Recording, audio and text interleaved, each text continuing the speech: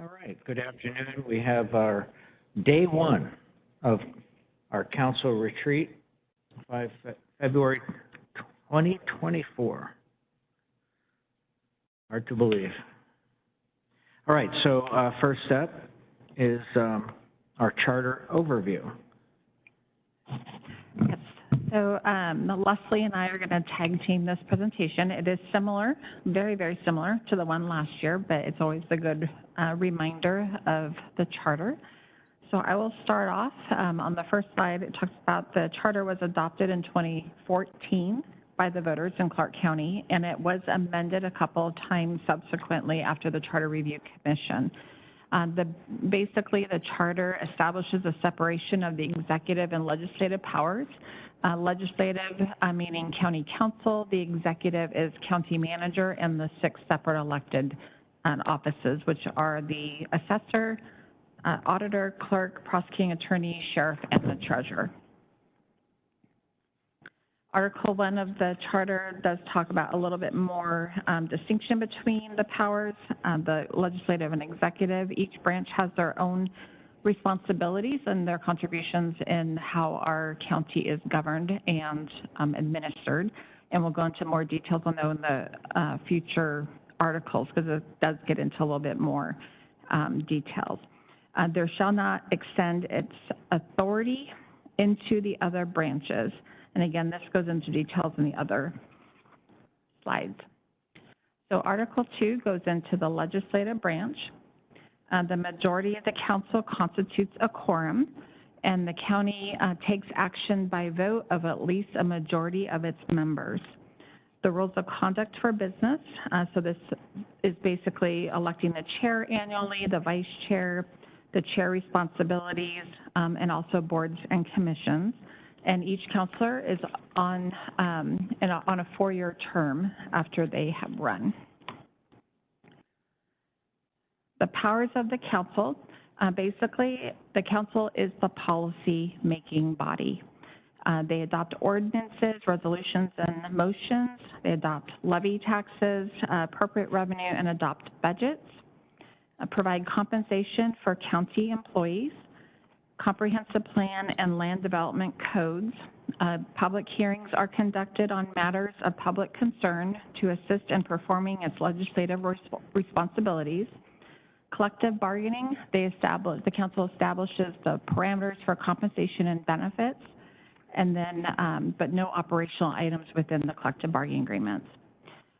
Furthermore, the powers of the council appoint boards and commissions, specifically the Planning Commission, Historic Preservation Commission, and the Board of Equalization. With other appointments that are forwarded from the county manager, the council does have the ability to confirm or reject those appointments. The rules of procedure, which we'll be talking about in more detail on Wednesday, really establishes how the council will govern. This includes establishing the time and place in which the council will conduct the meetings and hearings, adopting ordinances, and just as a reminder that all meetings are open to the public except for executive session. There are some times when the majority of a council will partake in a meeting that doesn't consider a legal meeting, such as conferences, ribbon cuttings. So you're not taking any action, you're not deliberating, you're simply there to receive information or partake in an event. Additionally, Article 2.6 discusses the relationship with the other branches. It does state that the council shall not interfere in the administrative of the executive branch, and again, that's county manager and the 6 separate electeds. The council shall not issue any orders or direct employees under the supervision of the county manager or elected official. However, the county council can certainly refer citizen complaints, questions, concerns, and request information from the county manager or elected official. And finally, they may submit a request to the county manager to work with the department head to investigate constituent issues. Article 3 of the charter identifies the roles and responsibilities of the executive branch. Again, this includes the county manager and the 6 separate electeds. Again, council members shall not interfere in the administration of the executive branch, and that is also identified in Article 3. And please stop me if you have questions. I'm just going to roll through this. So, Section 3.2 discusses the county manager. So the majority of the council appoints the county manager.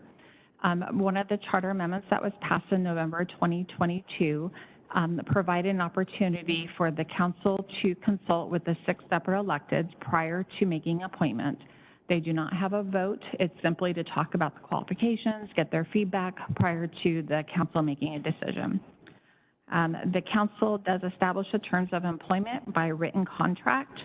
The county manager is not subjected to county HR policy, and because of that, that's why it's in the written contract. So all the terms of employment, including benefits, salary, resignation, termination, all of that information is outlined in the contract. The county manager power and duties.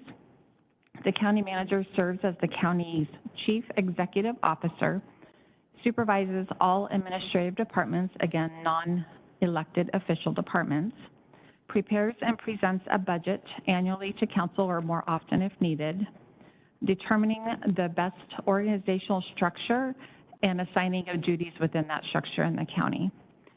Additionally, the county manager manages all the property owned by the county and appoints the chief executive officer of each administrative department.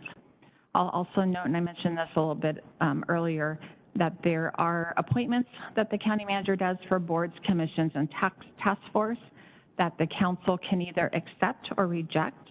And these appointments are those that are not outlined in the charter, in the law, statutes, or other intergovernmental agreements.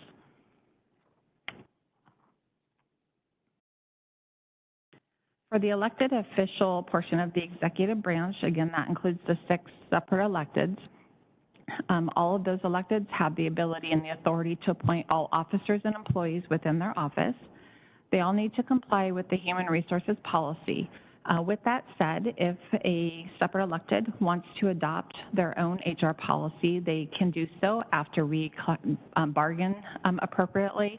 And also, it cannot be under the council's purview, which would be like the salary and benefits. So there's other operational items in HR that they could adopt within their departments. Article 4 discusses the financial administration. So the county manager is the chief financial officer for Clark County. The county manager provides for the manner of preparing preliminary budget, and I would say there is a RCW, I think it's 3640040, which outlines what reports and timelines that we need to follow with regards to budget adoptions. The auditor's office is responsible for the financial administration, and duties of the treasurer are specified in federal law, statutes, and the Washington State Constitution. Article 5 of the charter talks about human resources. The council's authority within the human resources purview is really the overall design of compensation and benefits. And that includes merit pay, step increases, benefits, eligibility, how much money are we going to increase or apply that the county will pay versus the employee. The county manager authority within human resources is developing and implementing and administering all the HR policies. Council, again, is not required to approve any policies unless those that were identified in the slide before. Again, it's compensation and benefits. And also, policies shall promote effective HR practices, create a standardized system for employee management, and ensure that the actions and decisions comply with federal and state local laws.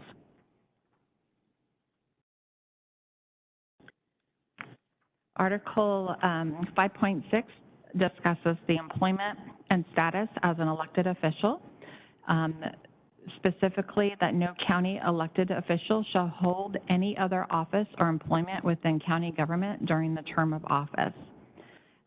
Privilege the county elected officials, appointed officials, and employees shall never use their position for personal gain, including securing employment or privileges for themselves or others, or accepting any sort of benefit compensation directly or indirectly based on their position with Clark County.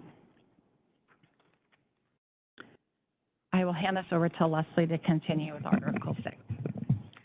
Good afternoon, Council. It's my opportunity to talk to you now about Article 6 and a couple others after that. So Article 6 has to do with elections and districts. And as you know, a couple of charter amendments have been passed so that now elected offices are nonpartisan. Article 6 talks about the qualifications of those elected offices as well as the district boundaries. And then it also talks about the redistricting committee and the redistricting plan. And I apologize, but this slide is incorrect. It is not 6.7, it's 6.1. There is no 6.7 in this article. And this has to do with the vacancy. So it's vacancy of either an elected official who is part of the executive branch or an elected counselor. And this defines when an elected office becomes vacant, and specifically that has to do with if the incumbent, dies, resigns, is recalled, and there's, if there's any sort of crime that's committed, that sort of thing. And so it goes through how to fill that vacancy. And the council did pass a counselor vacancy policy last year, and so that's a pretty detailed process in terms of appointment. It talks about that there'll be notice of a vacancy, there's a period of at least 21 days to have the application process, and the notice will be published once a week for 3 weeks. There'll be an application form, and then it talks about that whoever is applying needs to be a registered voter and a resident of the district of the vacating counselor. Then talks about the interviews and that process, and that basically the outgoing counselor, if they're still on the board, they can be involved in discussing or participating in a vote on who to interview, but beyond that cannot be involved because interviews won't take place until that position is vacant. And all of these, for the approval of who to interview or selection of a candidate, those are all affirmed by a majority of the council, which is 3 votes.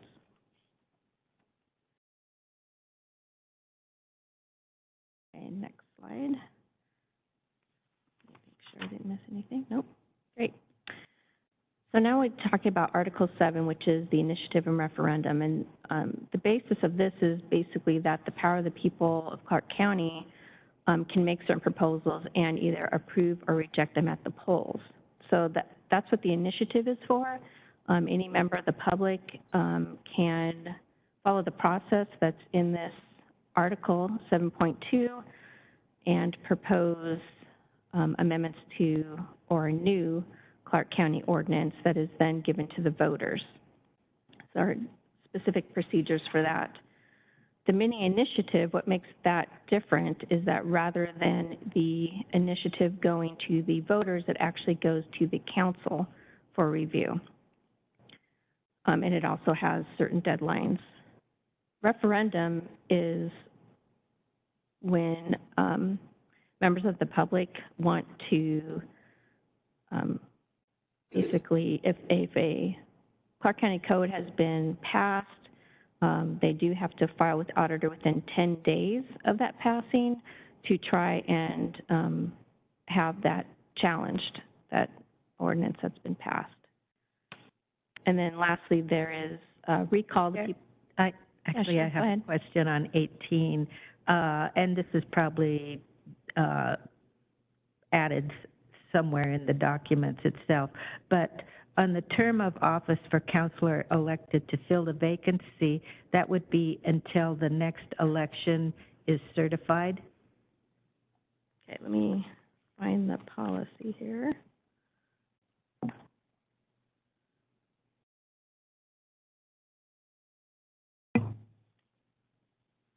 So your question is, if there's a vacancy, how long does that, okay. So it depends on if the individual is running just for the short term, which would be the remainder of that term, or if it's for also the long term. If it's for the short term, which would be filling that vacancy, They would be appointed until the next election. Right. They may run and succeed, or someone else may run and succeed. But then once that person who is elected is certified, and then sworn in, right? that's the end of that Correct. person who is appointed term. Yes. Correct? That is Thank you. correct. Mhm. Okay. If we could go to the next slide, please. Article 8 talks about ordinances, the form of them, that they shall not have more than one subject. It talks about the enactment of ordinances, and that there needs to be a public hearing to consider the proposed ordinance. And it does require a roll call vote with a minimum of 3 affirmative votes. And that once it is passed, it will take effect 10 days after that vote. For emergency ordinances, the ordinance has to have facts in it that state it is for the immediate preservation of public peace, health, or safety, or for the support of county government and its existing public institutions. And an emergency ordinance requires 4 affirmative votes in order to enact it. And all emergency ordinances are effective immediately upon passage. Resolutions, I think the council's fairly familiar with the resolutions. You do those on a number of occasions, but they are meant to express the council's opinion of items of business or administration within its power. They don't have the force of law, but it does provide sort of guidance on the council's ideas about certain items. And then you're also very familiar with motions. For purchasing, contracts, claims, and bonds, there is county code that covers that. So this just basically tells the county that there needs to be a county code, and there is. For franchises, it says that all franchises granted by the council shall be for a fixed term not to exceed 25 years. And then for the code of ethics, we talked about this last year as well, that pursuant to the new charter amendment, there was a code of ethics that was passed also last year. And so that is in place, and as you know, we have the Ethics Review Commission as well as the Oversight Office are both up and running, and so they are going through that process. Any questions? No? Okay, and then lastly, Article 9. So this is charter review and amendments. And there are a few ways that charter amendments can be done. There's 3 of them. It's by the Charter Review Commission, which that happened a couple years ago, and it happens every 5 years. The commission gets together and reviews the charter and makes proposed amendments.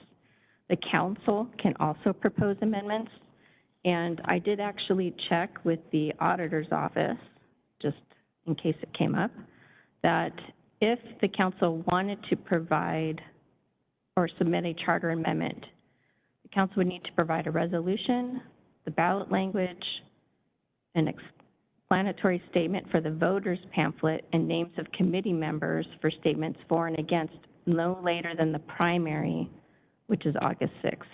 So I just wanted to point that out. And then, of course, the public can also suggest charter amendments. Any questions? I have a question for you, Leslie. Under Article 5, would it be appropriate to put some type of language in there?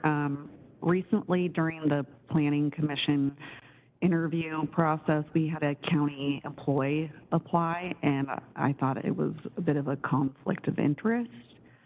Would it be appropriate to put something in Article 5 that says the county employees aren't able to do that? For good reason, not to. Right. I mean, that's certainly something that the council could talk about, maybe doing that. I will say that the Clark County HR policies also have information on that. So there is policy language that talks about how other employment or opportunities can potentially be in conflict with your job at the county. So perhaps that could just cover it. But certainly if the council wanted to talk about doing a potential amendment to the charter. It would be nice to cross-reference it, because then that applicant would have not been included at all, and we had a lot of applicants for that. I don't know how the rest of the council feels.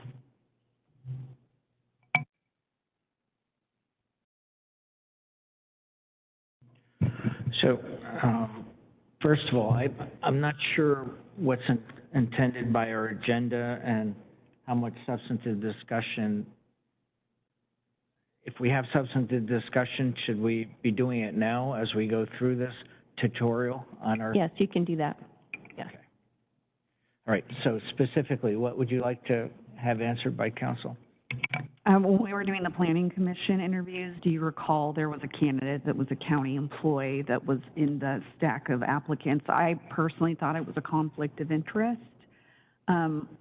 There was that particular candidate, I thought, had a dual conflict of interest, the position that they held, along with them being a county employee.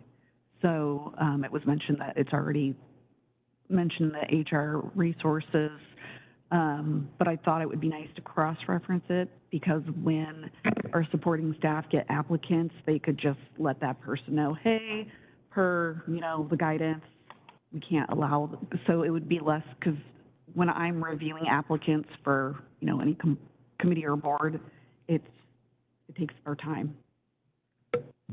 Question for. I'll go ahead and respond first. I absolutely took note of that, and I don't know if it's a specific conflict of interest per se. It very well may be, but it would create, had that person been selected, create an unworkable working relationship, which I guess could be considered a conflict of interest, to have basically someone who's being supervised now having direct access to those empowered over their supervisors. So it is something we should address, and yeah, I didn't think it would work at all, and perhaps we should define that as a conflict of interest. Glenn? Yeah, I was just going to clarify, does the HR agree, should that application not have been submitted based on our HR policy? It would have needed to be reviewed to see if there is actually a conflict of interest, because it's conflict and also it can't hinder their ability to do their job. So there's two pieces to that. And I also just wanted to reminder, any changes that you want to make has to go out on a ballot to be voted on, the charter. So, which is that August 6th deadline that Leslie was bringing up, and it costs money. We're getting that costing as well, but just so you know. I would just say it's a very good point. If there's a process that already is in place to pull those out, although it did come to us to review to see if there is any specific conflict. It may be that it's covered, and maybe that one slipped by. I'm not sure. Yeah. I'm not interested if it's going to be on the ballot and cost voters money. So I wanted to briefly mention, since we're kind of on it, a related topic, and we've heard, I don't know how many counselors have been reached out to by the local paper and some constituents about why our executive sessions are executive sessions, and referring to the interviews with the planning department candidates. And, you know, these are common HR protocols that all elected, if they have to appoint somebody, would have to follow. Most businesses, both private and then all public entities, have an executive portion of a selection process. And we've always done it that way with those few boards and committees that we're responsible for selecting. I mean, it engenders open conversation. It doesn't embarrass any candidates. And it's a very well understood HR process that when you're going through resumes and looking at pros and cons, I mean, anybody that throws their hat in the ring doesn't want to hear about all their cons that a particular council may have out in the public domain. So I don't know that we need to further define that. I mean, it's just so commonly accepted, but recently I've had inquiries about it because some in the public think everything we should do should not be an executive session, and we do 99.9% of our stuff out in the public. There are very limited requirements under the law for executive session, and that's one of them. Anyway, any comments on that? Otherwise, I do want to jump back a few slides. Go ahead, Glenn. My comment I was just going would be that you responded very well, I think, to that complaint that you apparently got. I got no complaints of that particular type, but I think you responded well, and that's the way to leave it without changing the documentation here. Sorry, I pushed the button one too many times. Just real quick, just wanted to make it clear that it's really only for Clark County, it's only the council that goes through the executive session process, not other departments, just to make sure that part was clear. I mean, I understand that other departments do selection and talk about process, but they don't go into executive session just because they're not the departments aren't subject to the OPMA. So my only comment would be, you know, I think this subject may be worthy of further discussion, but, you know, maybe we look at refining the process through HR, because I don't think that every county employee should necessarily be excluded. You know, and that's just first instinct without really having dove into this subject, but I could see value coming from somebody that works for Clark County, and I would hate to have them excluded completely. But interesting. Thanks for bringing that up. Yeah, and what I was referring to, Leslie, was 3.6 when I referenced other elected officials and their requirement to follow HR practices when they have appointments. That's all I was referencing. But it's the greater community. It's what we've always done, and it makes a perfect sense to protect the privacy of the individual as we're going through basically a resume review and a cover letter review. Anyway, I did want to go back because there are points that I wanted to make on, you know, when we talked about the Charter Review Committee and that process. If you may recall, last year I had teed up a charter amendment to help remedy some of that very inefficient process that we had seen unfold. So that's coming up because there's a pretty big gap there. And the same thing with redistricting. Our auditor he already has drafted an amendment to clean up that process. It's really pretty poorly defined in our charter, and it turned into a mess that ended up in court. Luckily, it just recently was dismissed. But those are two areas that we need to address this coming year pretty quickly. And I understand the sheriff as well has one. If he hasn't talked to each of you yet individually, there's one regarding salaries that he wants to bring up. And there's a very tight timeline to get it all drafted and to the auditor so it can get into the pamphlet. The other issue is, you know, to some extent, is still an experiment, how these charter counties work. MSRC did a good summary of how charter counties work, including describing Clark County specifically, but they're all a little different. And it's that relationship between us, the council, and the executive. And the one nexus is the manager, the chief of the executive branch. And so what's missing from our rules and evidently from our rules of procedure and the charter is that, you know, it mentions appointment and at will, but there's nothing about reviews and evaluation. Most out in the community still come to us and say, fix it, because they hearkening back to the commissioner relationship with staff, which is now gone. The public expects us to kind of supervise the executive since it's an at-will employee. MSRC basically defines it as, you know, the council is responsible for being the manager of the manager.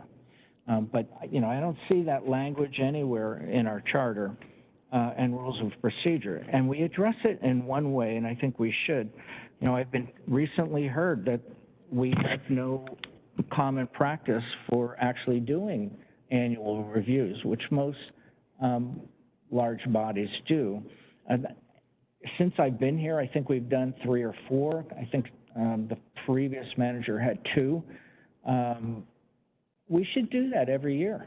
It should be regular. We should, each of us, set important areas that we would like to measure success in, and it's all developmental. It's not negative. It's positive. It's how we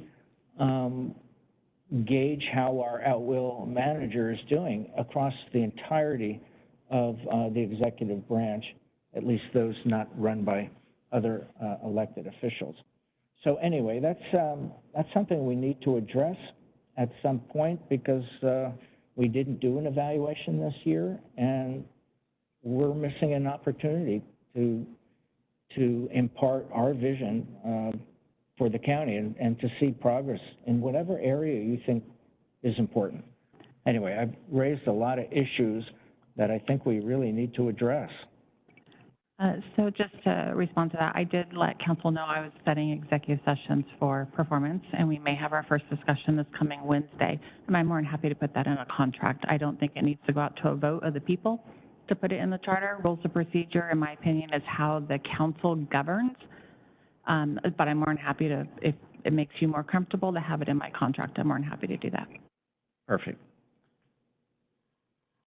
Well, I would just comment on that because I wondered about if there was a regular systematic approach to reviews, because I think best HR practices is to have a system to do that so that it's not perceived as, oh, I didn't like this, so we're going to do a review now. So it's not a retaliatory kind of thing, that it's just part of the annual operation. So I think that would be good too. And the rules and procedures sounds like a good place maybe to articulate that.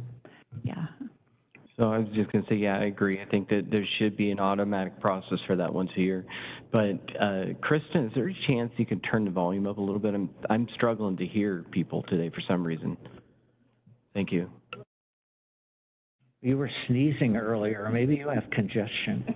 I always have problems hearing. All right, so anything on looking forward to the charter amendments? Because obviously we get that timeline from the auditor's office as to August 6th. So if you're thinking of any charter amendments, you need to let us know as soon as possible, because there's a lot of steps we need to do for the for and against statements and everything to get that ready. So. Yeah, so I just wanted to remind you, because we kind of pushed it off from last year because most of the council was pretty new and wasn't familiar with the issues. I'd just like to comment related to the separation of powers, because I think it's really one of the very best things about the Home Rule Charter, and that, you know, the last comprehensive plan update was a prime example of why you want to have that separation, because you know, you can just throw the whole works into disarray, and the community then gets confused about what's going on. So I think the separation of powers has been a positive thing. Just one kind of quick thought on this. Maybe we should, you know, have staff and legal work on this and pick a specific deadline and put it into our rules and procedures for a charter amendment, just so that it's documented and we don't have to like, it's very clear like what date we would have to have. The date changes every year, though, based on the yeah, that calendar makes year. sense. So last Yeah. year was the 1st, Never this mind. year is the 6th. But Sometimes a good idea is a bad idea. we can put we'll have this discussion every January, February, so we can provide the updated timeline. Yeah, and Greg Kimsey himself has one he wants to propose, so he'll get on it, I'm sure. And then just recently, the sheriff advised me of when he wanted to move forward. I hope he's familiar with the deadlines. I did talk to the sheriff as well and told him I would ask, but I don't know if he can do it himself or if it's going to require 4 counselors. You know? I haven't looked at that question, so I'd have to check. So, and then whose budget does that come out of? I would say if it's his budget. But we can look into that if that's something council wants to do. So any comments or questions on the slides presented so far? Any additional comments or questions? Okay, I guess we're ready to move forward. Okay, great. You get to listen to me again. So this is going to be a refresher on the Ethics, OPMA, and Public Records Act, or PRA. A lot of this is going to be very similar to what we talked about last year, but feel free to interrupt if you have a question. So we're going to talk about ethics review and how that is stated in state statute, the Clark County Code, and also the charter. Then we'll talk about Open Public Meetings Act, which is a review of recent legislation, statutory references with selected issues, and then the Public Records Act and refresher on retention information. So the statutes that talk about ethics, there's a couple of them. There's RCW 4223030, which talks about contracting interest. And essentially what it states is that no municipal officer shall be beneficially interested directly or indirectly by a contract made by or through, in whole or in part, for their own benefit. So in other words, if there was something that came before the council where it would somehow benefit one of the counselors, that counselor would not be able to be included in that discussion or vote. RCW 4223070 talks about prohibited uses of public office, and that elected officials can't use their position to secure special privileges or exemptions for themselves or others. They can't give or receive compensation, gift, reward for a matter connected with or related to their services. They can't accept employment that might reasonably require or induce them to disclose confidential information by reason of their position. And they cannot disclose confidential information gained by reason of their position or use it for their personal gain or benefit. These next two statutes and then what was the Board of County Commissioners resolution talks about public official campaign restrictions. And that states that, that no one can use public facilities for the purpose of assisting a campaign for election of any person or to promote or oppose a ballot proposition. And under the resolution, it states that the public information and outreach staff, they are to refrain from countywide mailings featuring commissioner candidates for re-election within 60 days of any general election. Then we have the charter, which also talks about ethics. They essentially mirror the RCWs under Article 5, Section 5.7, county elected officials should not use their positions to secure employment or special employment privileges for themselves or others. They also shall not solicit or accept benefit, compensation, profit, or advantage, directly or indirectly, by reason of the discharge of their duties.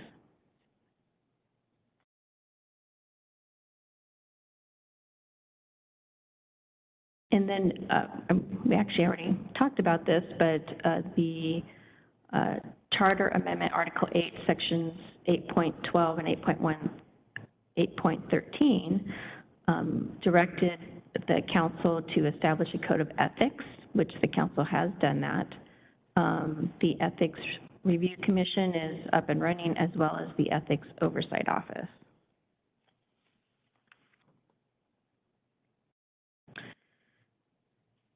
And so Clark County Code 2.07 is what talks about ethical conduct and states that Clark County adheres to the requirements of state law, including the RCW, which talks about ethics, and Clark County Human Resource Policy 13.1, which is the ethics policy for county employees. This promotes honesty, openness, and accountability in all public matters involving county government. It also states that any elected official, appointed committee or advisory board member, county employee accused with violating subsection 1 shall be subject to review by the Clark County Ethics Review Commission. And the other portions of the code, 2.07.020 describes the role and function of the Ethics Review Commission, and there's another typo here. It's 2.07.030 describes the role and function of the Ethics Review and Oversight Office. I have a question. Yes. So here's a hypothetical. If there was a bond measure that would benefit the county, and as long as we followed, not using any county facilities or anything, as individual counselors, we could still advocate for that particular bond. Is that correct or not?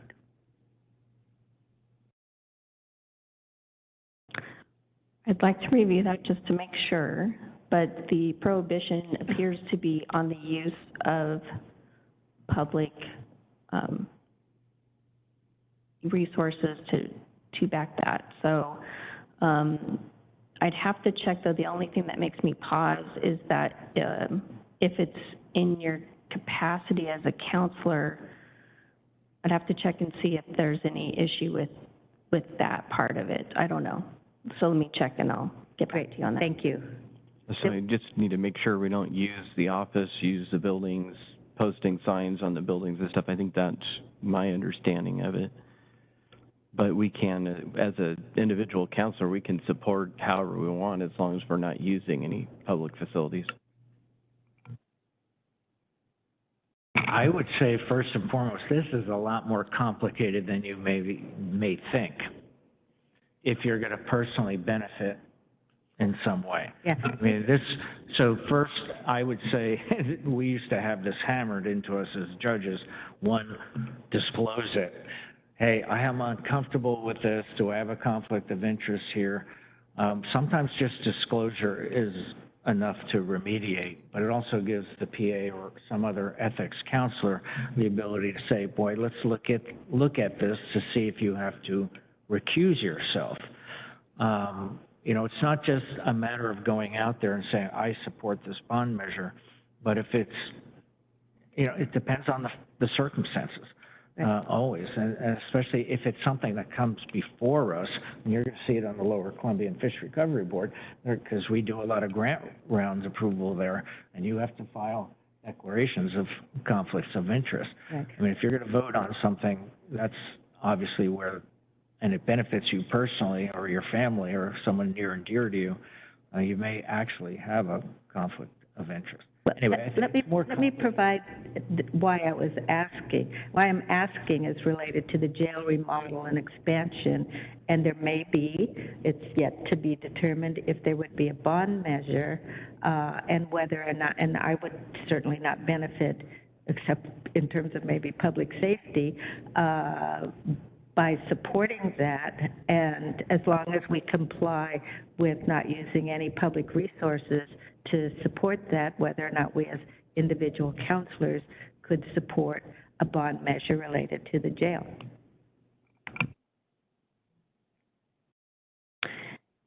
That sounds reasonable, but I will check and I will get back to you. Thank you. If it's focused on that, I think everything Glenn said was very accurate, as far as our ability to get involved and not. I mean, Camas, there were allegations of them recently spending all this money on supporting a tax measure for their city. I mean, to the point where they spent a lot of money on a consultant, and it really could have crossed the line. I don't know where all that ended up, but yeah, it's definitely a yellow flag on the field area that we need some guidance on. Well, I ask because it's important, and it may be something that's coming up on the horizon. We just all need to be very clear about it. It's a good question, so I will research that and get back to you. And certainly, as you say, Chair Mevigi, a lot of these things are going to be very fact-specific, so if something else comes up, just let me know. Do you have any other questions before we move on to OPMA? Okay. So the Open Public Meetings Act, I know you're all very familiar with this. The RCW chapter is 4230. All meetings must be open and public. The exception is for executive session. A quorum of the council meets together with the intent of transacting council business. There is case law which talks about what is considered a chain meeting. But this particular case said Wood versus Battleground School District that a chain meeting can occur when emails are exchanged between a quorum of counselors that involve the active exchange of information and opinions, in contrast to mere passive receipt. So, any questions on that? Oh, great. And then there is what is termed the serial meeting. The Washington Supreme Court confirmed that a serial meeting requires a collective intent to meet by the participants in the case. So if there are three counselors, one counselor talks to one counselor, and that counselor talks to another counselor, who then talks to the third counselor, that would be considered a serial meeting.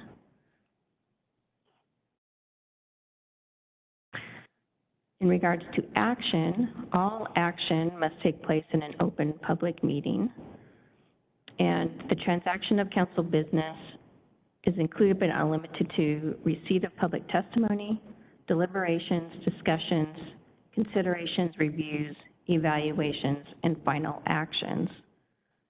And of course, there are exceptions pursuant to executive session. So for public meetings, meetings are subject to the OPMA.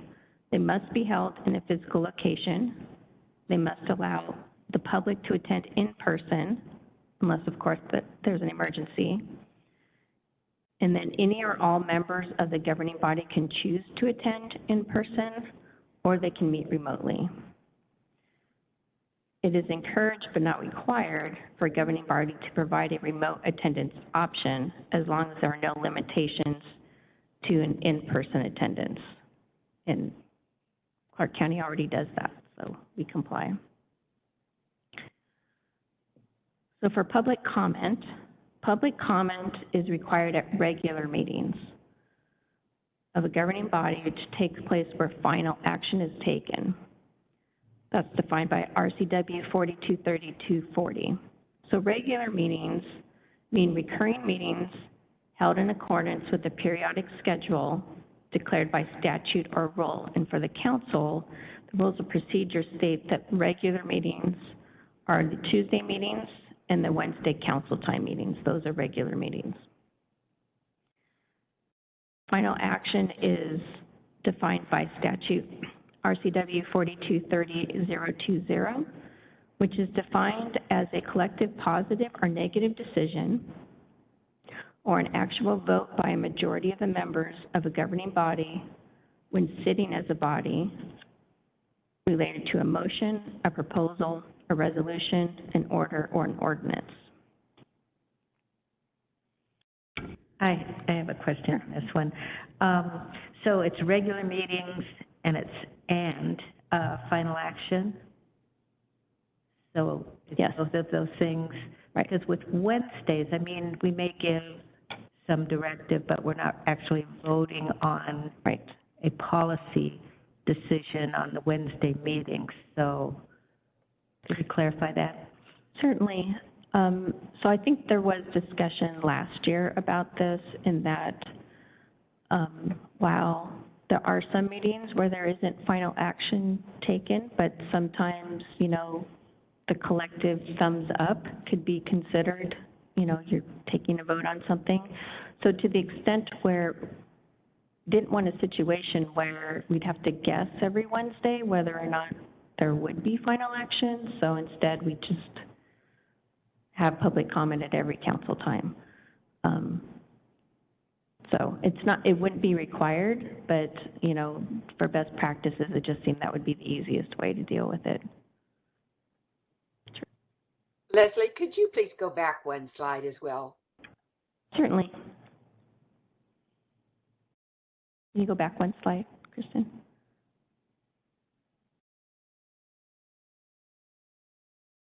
Is this the one, Councilor Bowerman? No, it's not, but I don't know.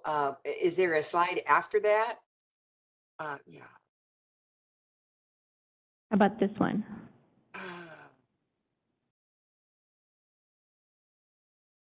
Perhaps that was it. I don't see the question that I had right before us right now, but it dealt with the notion that public comment must be allowed at all regular meetings or all meetings of council. My question deals with, must the public comment from the same member of the public be allowed again and again at all meetings of the body? Do you understand what I'm asking? Yes, I do understand, and I think we're going to get to that in the next slide, so hopefully that'll Okay. help Let's to take answer a your look. question. Thank you. Okay. You're welcome. So if we could go to the next slide then. Oh, did we go, I'm sorry, go back one. Okay, maybe I have them in the wrong order. That's entirely possible. Okay. So, sorry, go forward one.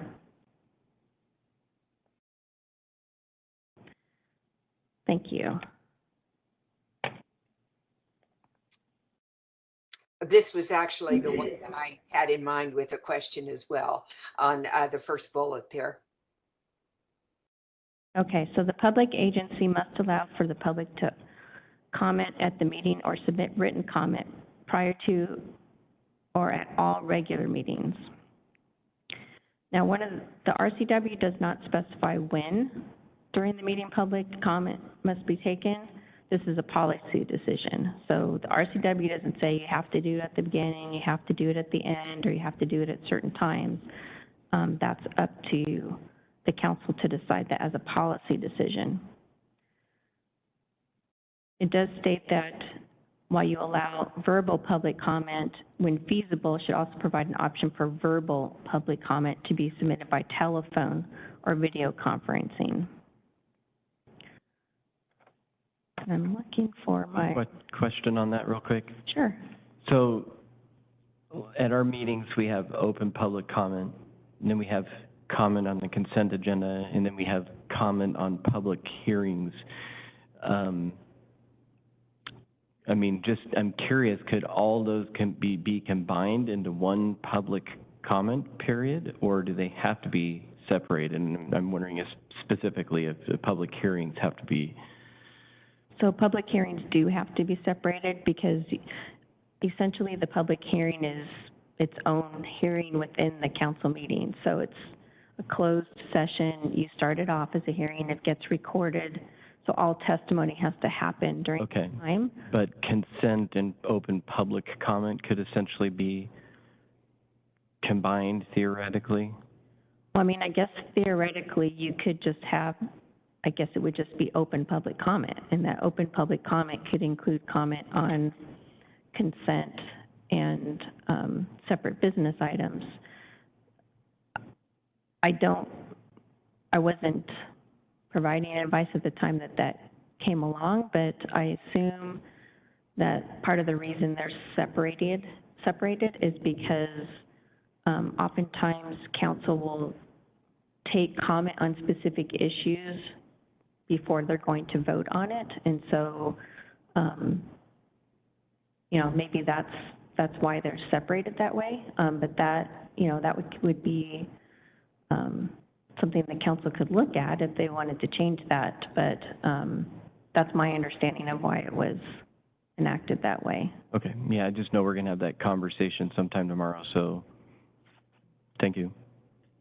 So- Wednesday. Is there going to be another time during the retreat where we focus on possible changes of rules of procedure Yes, on this? that'll be Wednesday afternoon, yes. I'm sorry? It'll be on a Wednesday? Wednesday. Oh, Wednesday morning. Sorry, I said the wrong time, but yeah, Wednesday morning, we'll talk about that. Super. So Leslie, my question had been with regard to the first bullet, the public agency must allow for the public to orally comment. Is that, can that be limited to the number of times that a particular member of the public comments orally at public meetings? Or is it just as often and as frequently as any member of the public so desires?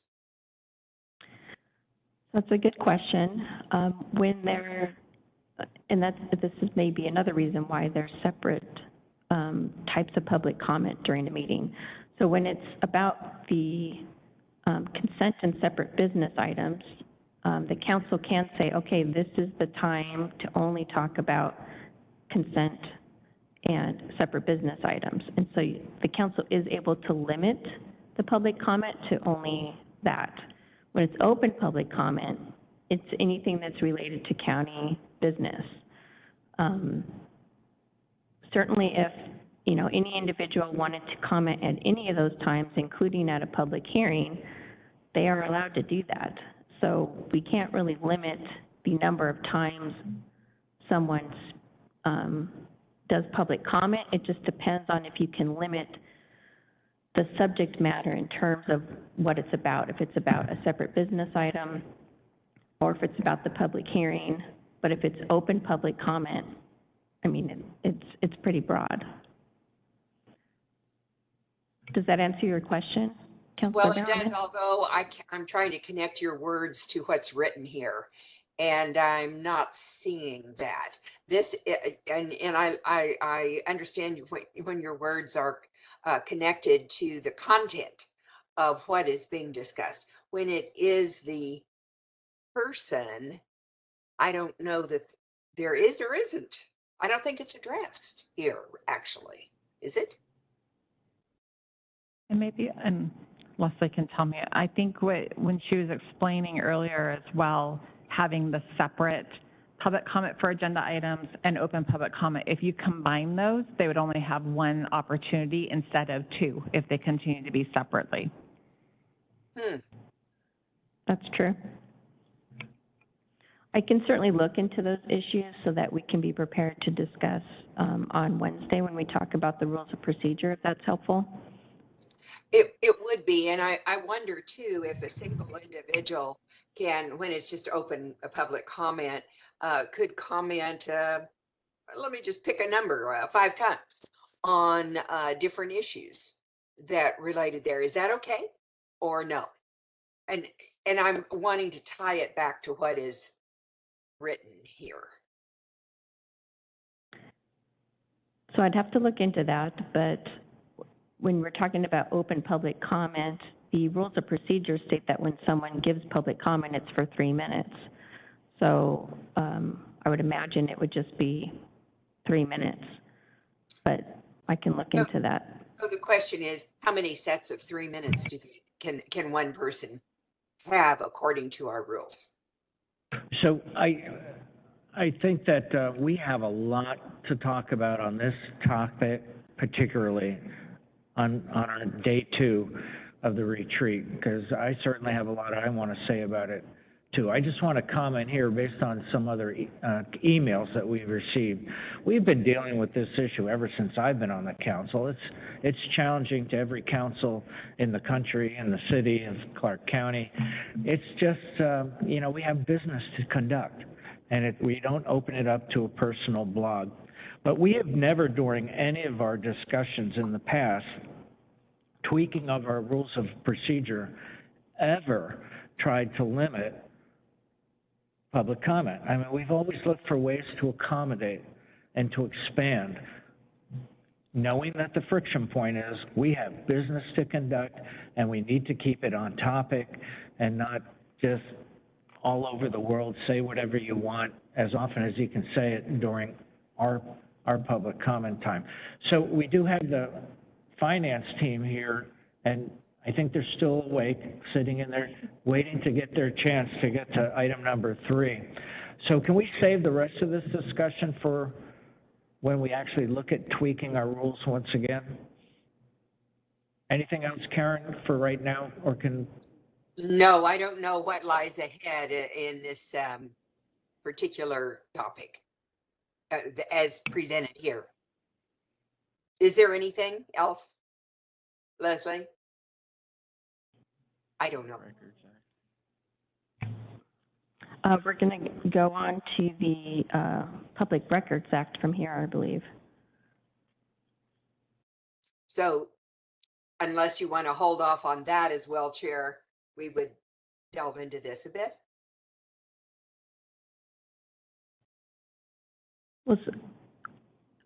Yeah, the prior slide talked about that there's the 3 types of public comment, which I already mentioned. There's the comment on consent and separate business, open public comment, both of those are in the rules of procedure, and then as I mentioned, the public comment at public hearings.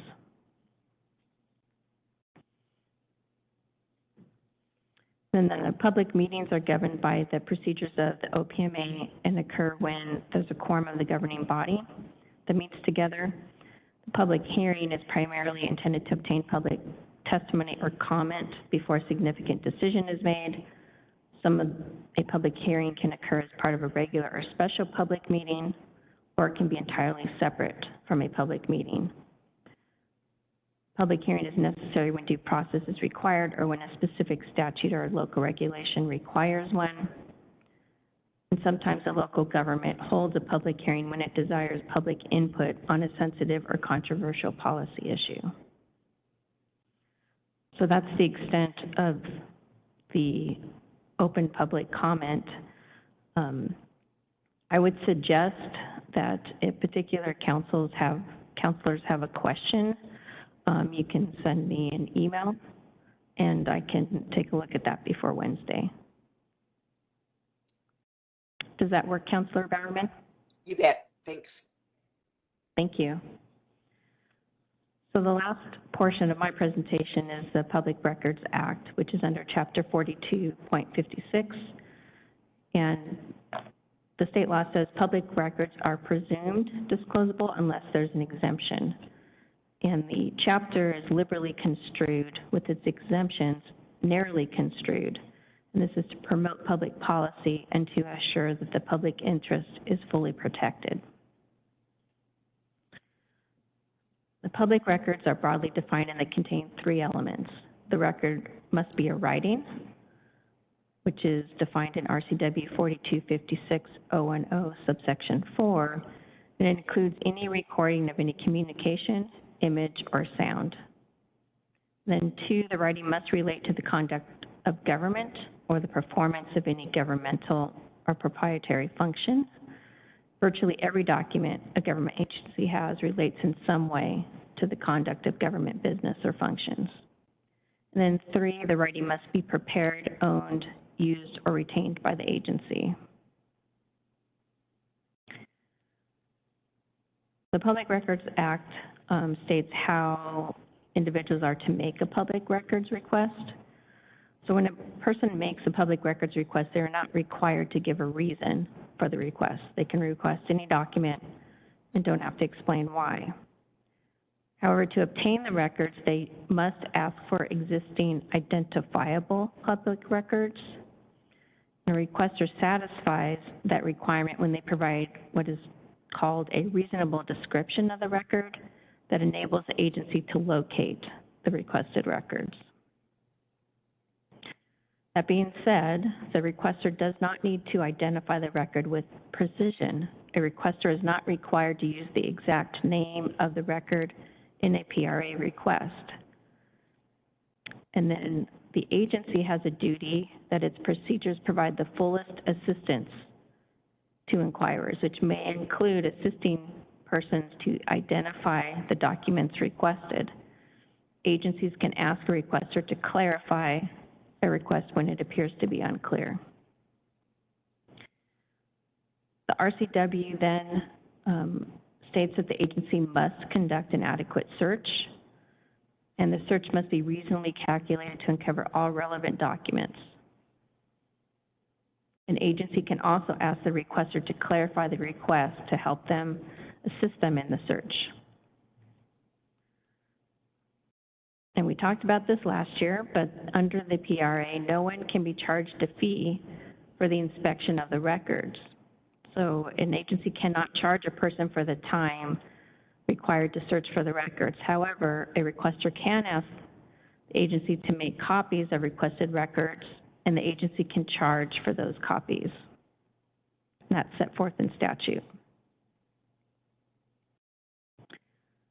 So in regards to personal devices and social media, communications that are sent or received on personal devices, personal email, or social media may be public records if those messages posts relate to the conduct of government and are prepared or were received within a public official's scope of employment or in their official capacity.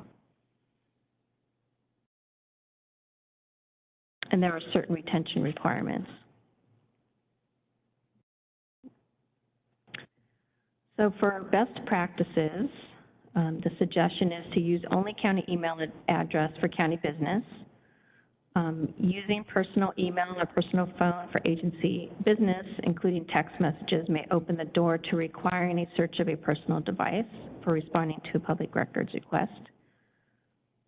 Also suggest avoiding serial conversations on an issue for the purpose of obtaining consent of a quorum on a matter.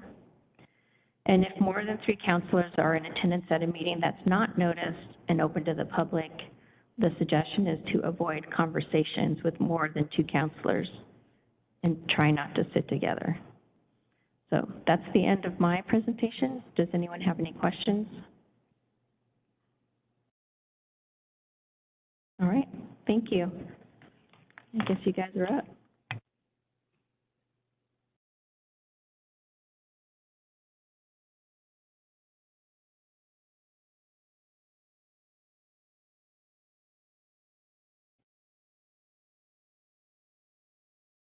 Thank you for coming forward. Sorry to keep you waiting so long. Not a problem at all. Good afternoon, Council. I'm pleased to be here today with my colleagues to provide an overview of the Clark County Finance Team. Next slide, please. So on our agenda today, we're going to start with an introduction of the team members. We're going to talk a little bit about roles and responsibilities, provide a financial policies overview, and an update of the work that we're doing there. We're going to move on to the topic of building a financial foundation, and then we'll wrap up with question and answer. Next slide. So with that, I am Sarah Lowe. I am the Chief Deputy Treasurer in the Clark County Treasurer's Office. And I'm Mark Gasway. I am the Finance Director, and I work in the Auditor's Office. And I am Emily Swetzig. I'm the budget director. Nice to see you all today. I think this slide is mine. I just wanted to go through each of the individual groups that are part of the financial roles and responsibilities. And as Sarah started us out, we are the finance team. And the finance team is chaired by the county manager. It includes these members you see here today, as well as the deputy county manager and the human resources director. This team provides analytical and financial support to the county manager. We look at large financial projects and financial implications that have to do with all manners of finance and budgeting within the county. And then we do pull in specific other resources as needed, depending on the scope of the project, to give a holistic recommendation and feedback to the county manager as she proceeds with her decision-making and recommendations to the council. Next slide, please. So, working in the auditor's office, we have specific responsibilities that we do, and that primarily involves the operational accounting for the whole county, for all of the departments, as well as the financial reporting. So that is kind of our primary focus. But as you know, we also get involved in a lot of other support activities, whether it's the treasurer's office or the budget office. We have a lot of information, historical information that we can go to help provide data, or in order to, look at trending information and things like that.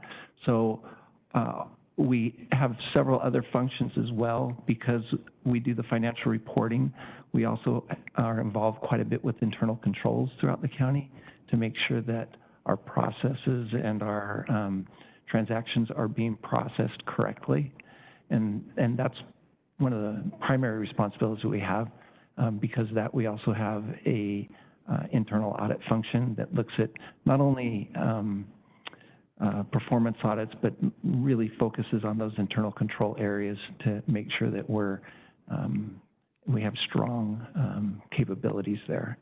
So that's kind of the overview of what we do in the auditor's office as far as support to. And I should mention that this group, as a finance team, we are considered an advisory group to the county manager, and she will call us about or email us about certain issues, either independently or as a group.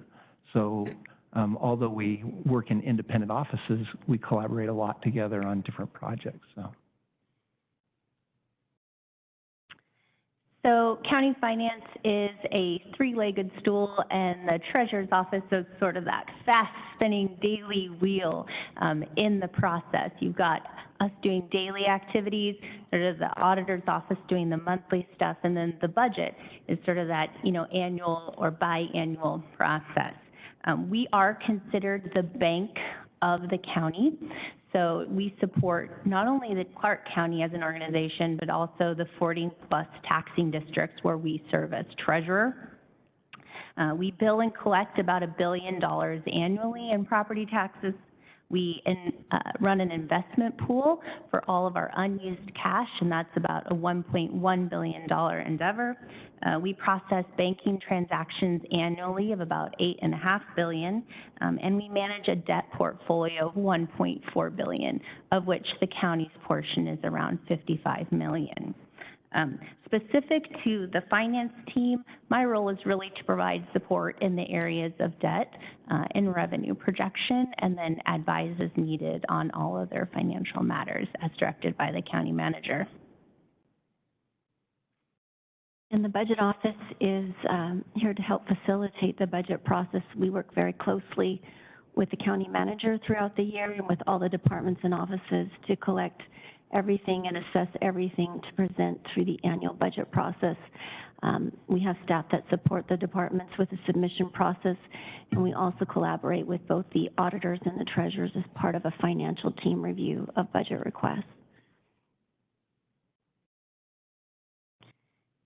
And so the next part, we wanted to talk just a little bit about financial policies, and this may look familiar to those that were at the retreat last year. This is an ongoing project that we're working on to bring our financial policies either up to a current status or to create some new financial policies as needed, as we will be doing for capital budgeting and the capital process. But this slide just basically shows a way we're trying to communicate that internally within the county, where we have policies posted on ClarkNet and working on fund balance policies. Many of the fund balance policies for our major funds have been written, but there are some left that we're trying to focus on this year with Public Works and a couple of other departments.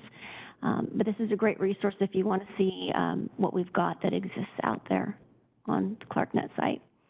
And just a reminder, I think you guys may have heard this many times, but for us, GFOA is our main source for industry standards for government finance, and financial policies are considered a best practice, and we often refer to their guidance and their written policies and examples for how we look to create ours, specific to our county, but also within best practices for the nation. Next slide. So in our financial policies, in our overview, we have specific fiscal policies that actually the board has adopted, that we reiterate each year in our trends report. This last year, there was a kind of a goal, a project to put these in maybe a more accessible light, and I failed at doing that. So it's on my to-do list. Something happened called Baker Tilly, I don't know. But anyway, we do have these listed, and if you go through the trends report, in the very first section of the trends report, you can find these fiscal policies were adopted by the board some years ago, 1982. They were amended in 1994, so it is certainly time to revisit those and maybe update those. They still have a lot of application, and these fiscal policies have a very broad reach. They include things, not only our budgeting aspects, but our capital asset policies, our debt issuance to some extent. And so they're very broad, but there's something, again, that we're going to be looking at this year and probably bringing back to you with suggestions for amendments. So.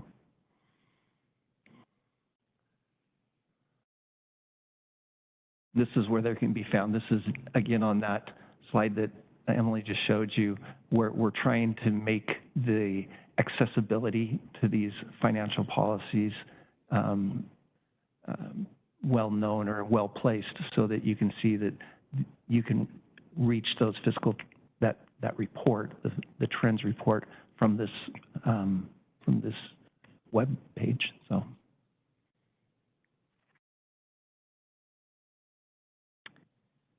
Okay, so in addition to the finance team, of which we are members, the Clark County, there's also a Clark County Finance Committee, which plays an important financial role in county government. And this committee is actually set in statute, and its primary role is to review and approve the county's debt and investment policies. The primary members of this committee are the county treasurer, and she serves as chair, the auditor, and the council chair. Meetings are open to the public, and they are held quarterly, and we have quite a bit of information out there actually on our webpage. So this is an entirely separate committee that has a role in county finance, but it's, sort of an independent arm, if you will, that is statutorily authorized. Next slide.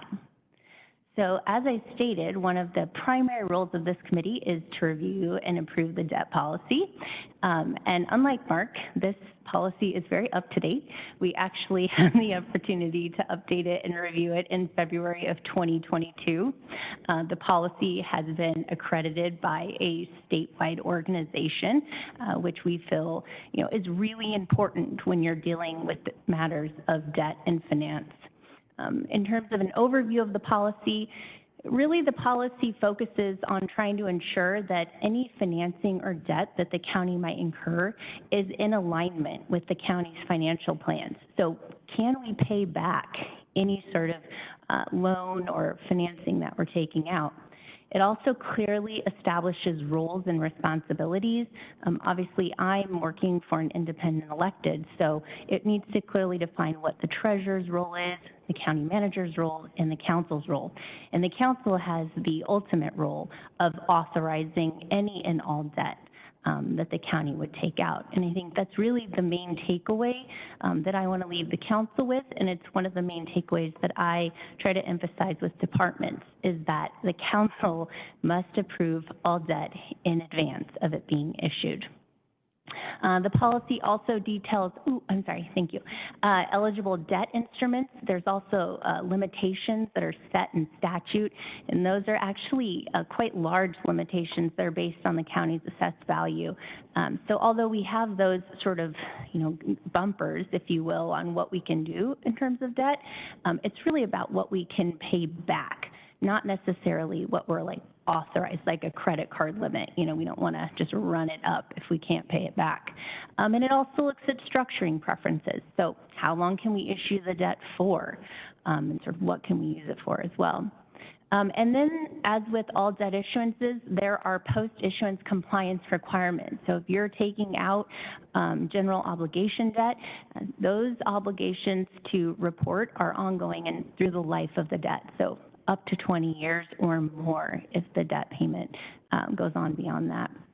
Like I said, all debt must be approved in advance of issuance. Just a couple of types of debt that I'm referring to here: federal and state loans. So any kind of public work trust fund loan or anything like that must come before the council.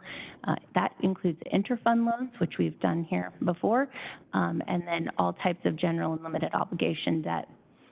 In terms of the Treasurer's Office role, we're really responsible for assisting the county with the issuance process, making the ongoing payments, and then we're also responsible for the reporting and the disclosure pieces as well to the SEC, which is the federal regulatory body.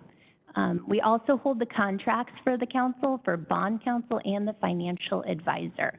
So our current bond counsel is Foster Garvey, and then our current financial advisor is PFM. And they have advised us on various matters, including the jail that we're working on right now. If folks are thinking about debt, give us a call. We've got a lot of information on our website as well. And we do report out on the county's debt as well as all the district debt at that finance committee meeting. So, next. Investment policy. So again, this policy is very up to date. We have really operationalized our review of this policy. So we are annually reviewing it. There are a lot of statutorial changes that do occur with respect to investments. So it really is important that we stay up to date in terms of what's allowable with regards to investments. So we review it and approve it annually in our first quarter meeting, which is in May of each year. So most recently, May of 2023. This policy is accredited as well by a statewide organization and a national organization that we are a part of. Our office single-handedly administers the investment pool on behalf of the county and all of the other taxing districts where we serve as treasurer. We also allow other districts who may have their own treasurers, like cities and ports, to participate in our pool as well. The balance of the pool has been trending up for many years due to a lot of the bond proceeds. So right now the balance is roughly about a little over $1 billion. And I'm happy to report that in 2023, we actually allocated the highest ever interest earnings for the pool due to the high interest rates that are out there in the economy. So $28.7 million in interest was earned by the pool, and $13 million was allocated to county funds and about $4.5 million to the general fund specifically. What does this policy do? It sets investment objectives. So safety is our top priority, always the safety of the principal. And then liquidity, because we want to make sure we have money available for all expenditures that are upcoming. And then lastly is yield. So actually earning interest on that money. And that is the order in which we follow those investment objectives. Also, yes. I just have a question. Related to, you said 5 million something goes into the general fund. How is that determined, how much goes into the general fund?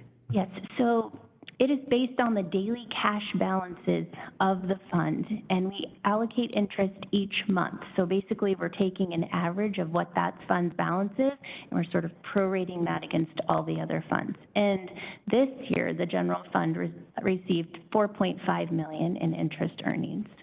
So of the $28.7 million, 4.5 went to the general fund. And that's based on the cash balances, our prorated. You know, we take all the funds, I think there's like 300 funds in the pool or something like that. And each one has a percentage piece of the pie. Right now, the county is over 40% of the pool, which is a growing share because school districts specifically have been aggressively spending down those bond proceeds. So our share has been growing, especially with the ARPA money and then having larger balances in other funds, specifically like mental health, roads, and the like. So, and the general fund has been carrying quite a large balance for the last couple of years as well. So I have a lot of questions about this, but I don't want to take up all the other counselors. I'm assuming you had, some of the questions I had were sent to you ahead of time. Ever since I heard about this in our overview meeting the other day, I've been thinking more and more of the details of this and how it's apportioned and whether different entities take out different amounts at different times, whether it's all automatic. So I just have a lot of questions about that $28.7 million in interest.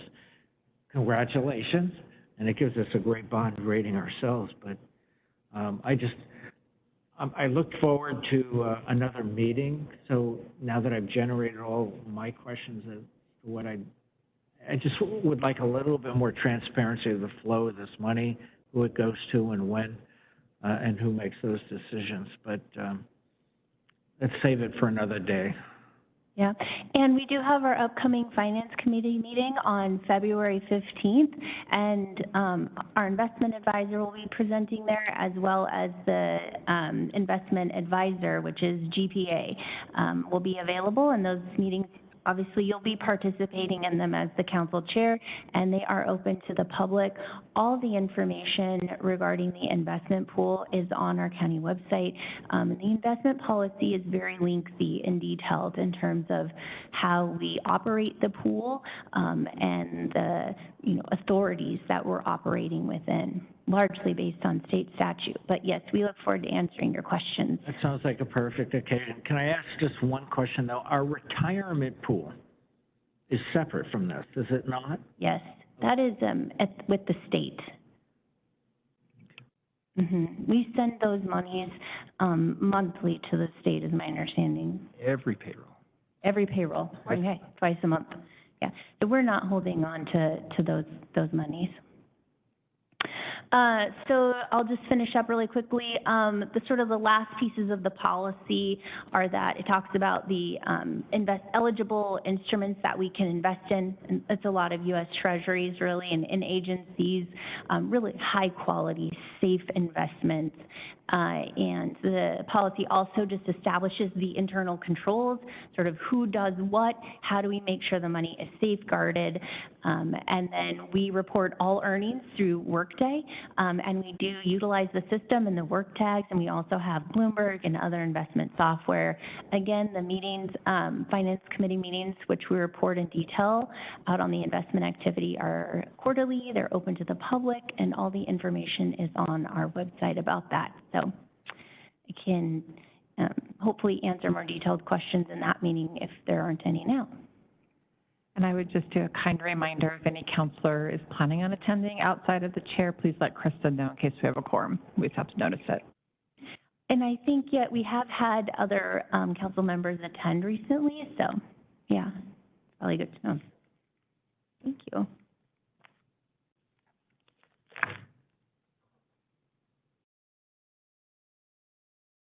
Okay, this is me. So in the auditor's office, we track all of the different funds that the county uses, and Sarah made reference to those. We do have a lot of funds, but primarily we focus on about 80 operating funds. And if you can imagine a fund, it's almost like a separate business. So each of our funds is intended to track a specific revenue and activity and expenses associated with that activity. So we spend a lot of time talking about general fund because it is the one fund that is less restricted or unrestricted. So a lot of our operations for the county fall within the general fund. And I have some statistics. I'm not going to read through these, but you can kind of see for 2022, which is the most recently audited year. We know we just completed 2023, and we're in the process of producing those financial statements now. But here's some of the indicators, the major categories of revenue and expenditures in the general fund.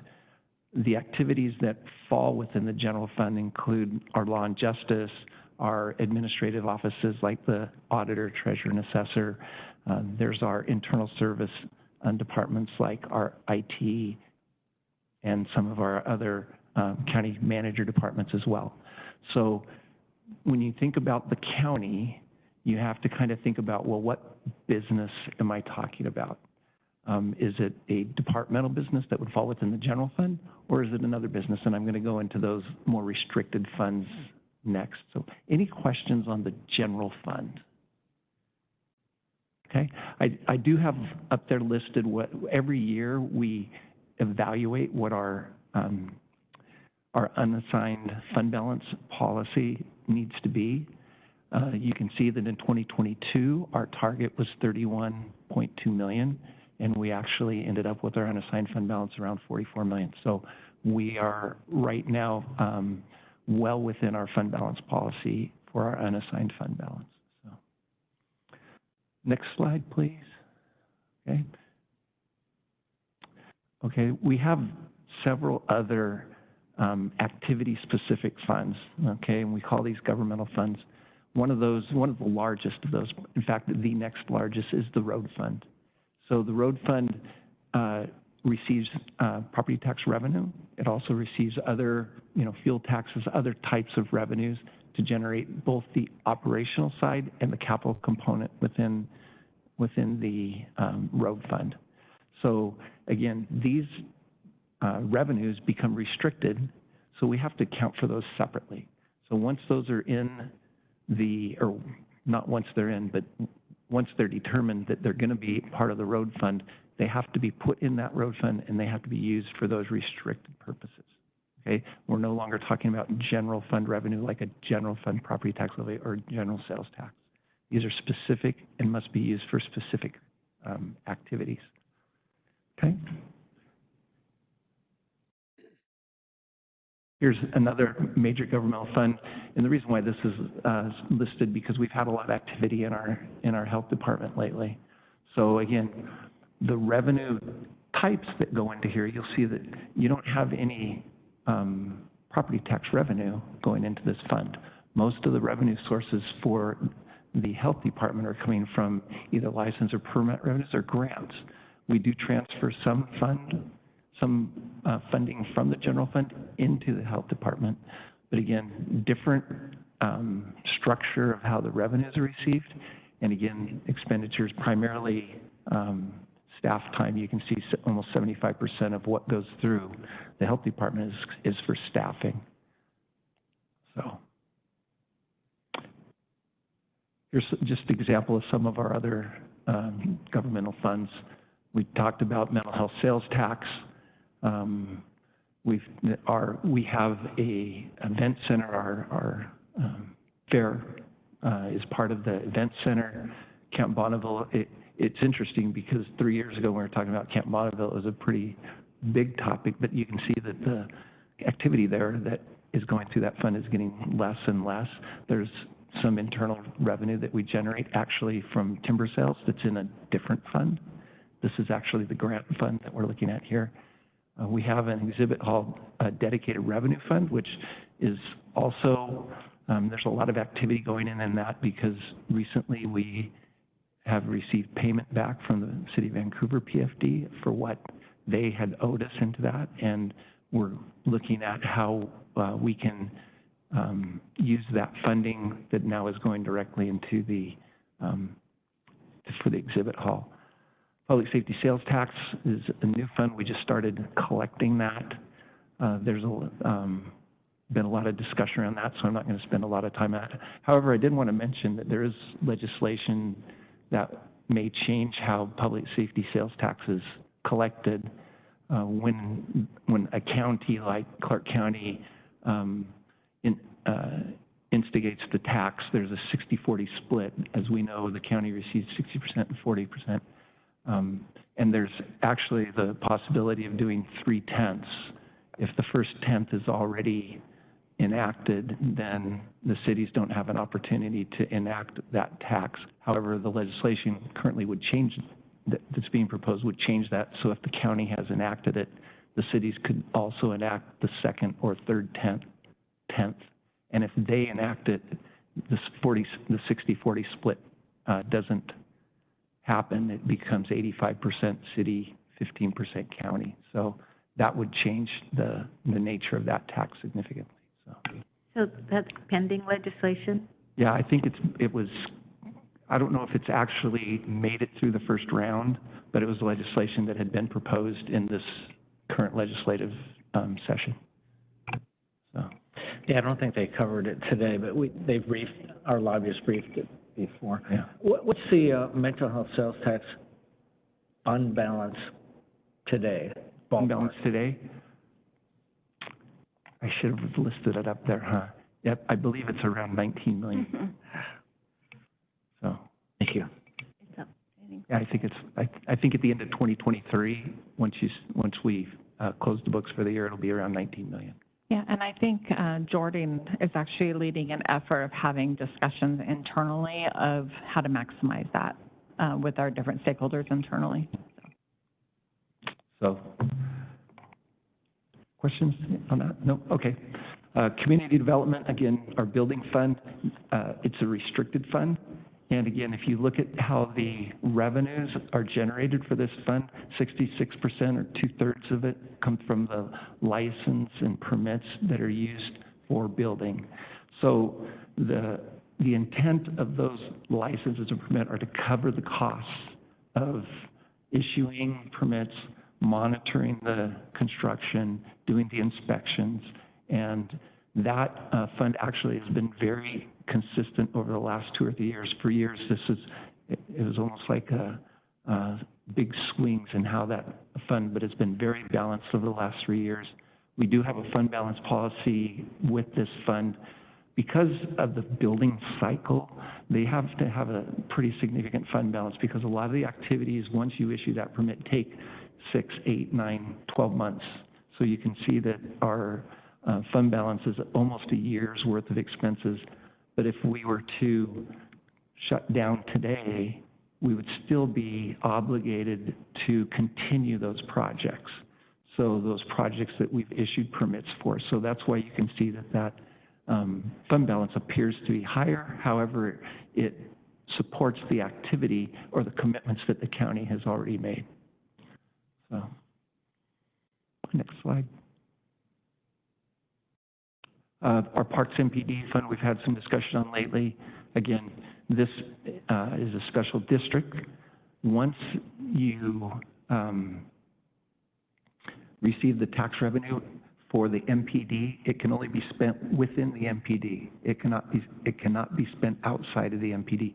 Although the county has parks that exist outside the MPD, we have to use general fund money to pay for the maintenance and operation of those parks. So you can see that there's two primary sources of revenue: the property tax that's generated inside the MPD, and then the general fund transfer, which helps pay for those parks that are outside the MPD.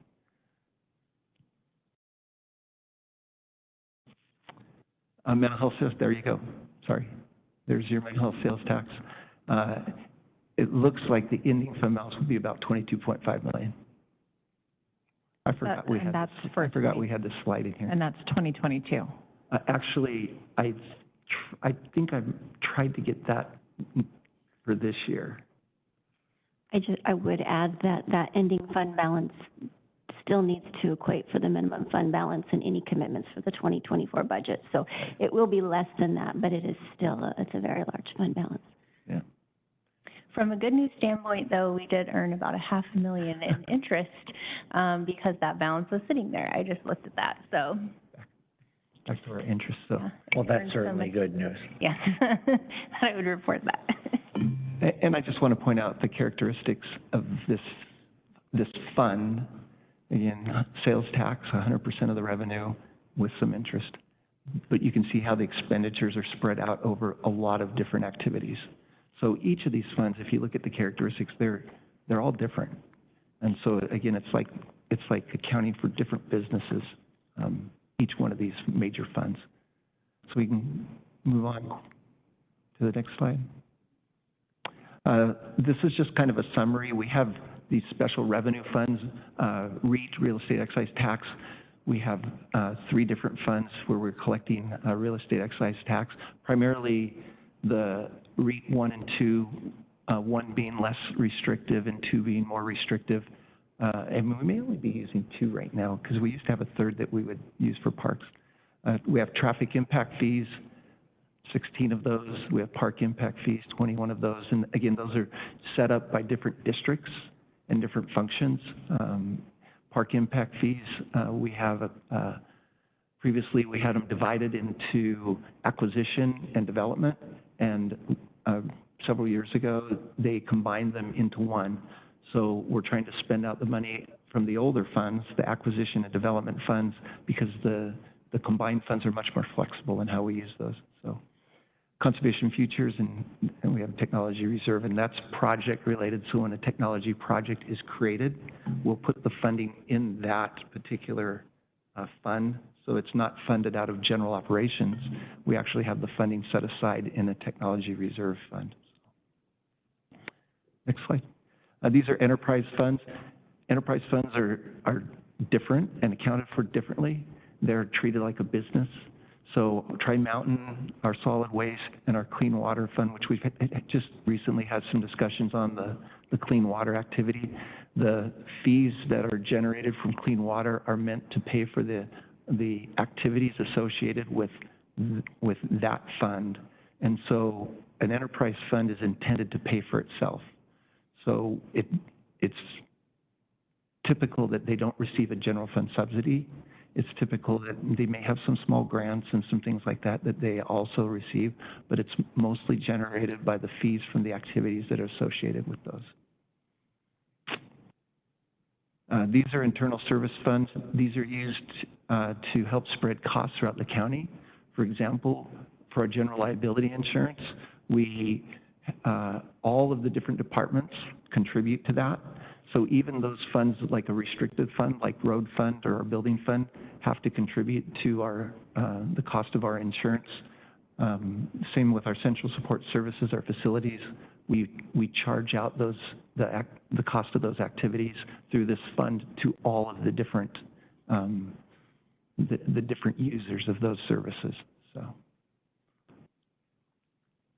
and that's pretty much my presentation on funds. And there's again about 80 of these funds that we use throughout the county. We have other funds that we use for clearing accounts and things like that. But if you were to look at our financial statement, our annual financial statement, you would find detail on revenues, expenses, and assets and liabilities for each of those 80 major funds. So, Thanks, Mark. Final comments or questions by any counselor? Go ahead, Sue. Back to Bonneville, what is the source of that revenue for Camp Bonneville? So the one that I had up here today, we had a grant for the cleanup, and that was the source of the revenue. And that was a cost reimbursement. Well, actually, it was a budgeted cost grant where we would budget, they would send us the money, and then we would spend it down. So that's the 2022 activity that went through the grant fund. And it looks like we spent more than we got. Well, it could be because there's a fund balance too. Oh, okay. So there's a timing where we may have had some funding available already that we had requested and, Got it. and spending it down, so. And what was the source? Or Sorry? what was the source, or were there multiple sources? Department of Defense. Okay, got it. Okay, well, we certainly have one of the best finance teams in the country, don't we? We think so. We're glad you think so. And we're very glad to be here if you guys have any questions for us. You wanted to make, please. Let us have it. I thought we were concluding. I thought you had one more point you wanted to make. So I think that does conclude day one. Manager's shaking her head yes. Thank you so much for that. And Thank you. let's look forward to another clean audit.